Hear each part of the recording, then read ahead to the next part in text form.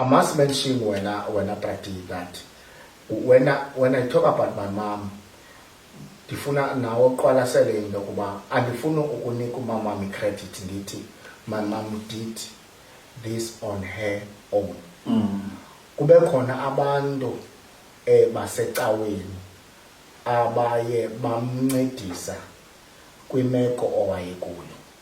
Okay, khona bakhumbulayo abo bantu. Yes. Since itopic yethu sinombulelo phakathi. Yes. Sikwazi basabize ngamagama. Thank you so much. Ukhona umama kwakuthiwa ngumama uMafana. Umama Mafana wayeneshop kwindawo kuthiwa kusePingays apha eZwide. Okay, ngiyibona iPingays. Umama ke lowo wayekhonza nathi eNkonzweni but ekhokhelwa ngumama wami ngokwaseNkonzweni. Mama wayeyileader yehlalo kuthiwa ngumhlali. So la mama was very close to my mother. La mama ke ene business. La mama yayingomnye wabantu abathi bazokuma nomama ekuncediseni ukukhulisa abantwana.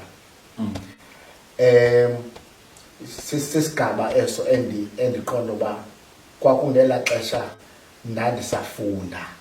So kwakhona kweyiphi level, lower primary or high school? We're talking about high school. We're talking about high school.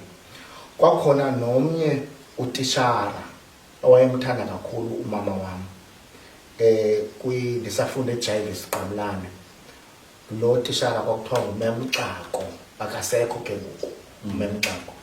uMemxako wandithanda esikolweni. Ndandicinga inoba wayeyibona nemeko kamama wami because umama wami wayethengisa amalusu. Amalusu, abona mos amalusu. Yeah. So what my mom would do, she would clean asike afake esiplastikini athi otishara bakho bacelile uba bafuna iplastiki zamalusu. Ndizoyiqwalasela later on intoba otishara bayibona imeko yexhekwazi and they wanted to support. So bamsupporta ngentoba sizawuthenga amalusu. Yabona? So uMemxako ke ngoku wayiqaphela nangolo hlobo imeko yasekhayeni.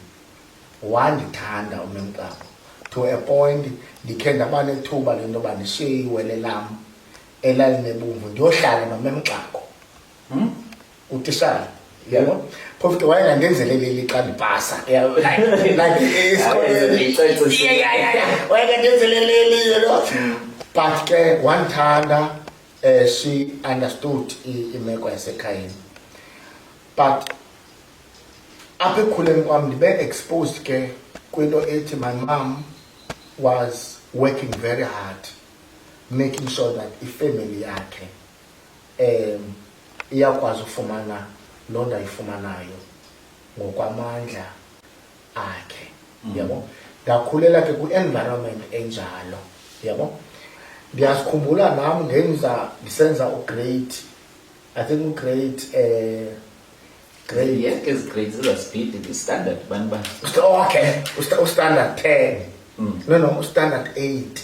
Then I started now ngomachini indlela yokuphila apha. Ukuba umuntu makavuke kusasa ayothenga athengise. Nam ndaphela nam ndibeke sami stand xa ngomama. Yabo?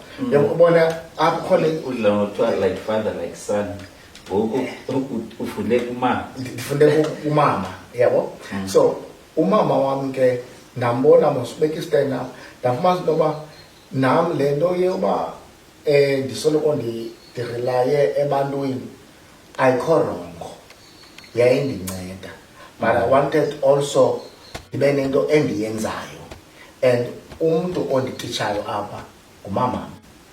You know, so nam ndanestand ke bhuti nam ndathengisa inkukhu ke mna. In fact nam ndaqala kulaa nto kuthengisa i-veg. Ne? Thengisa i-veg. Thengiswa i-veg kwakhona icawa ekuthiwa i-Victory Ministries. Okay, ngabe Cotswold. yeah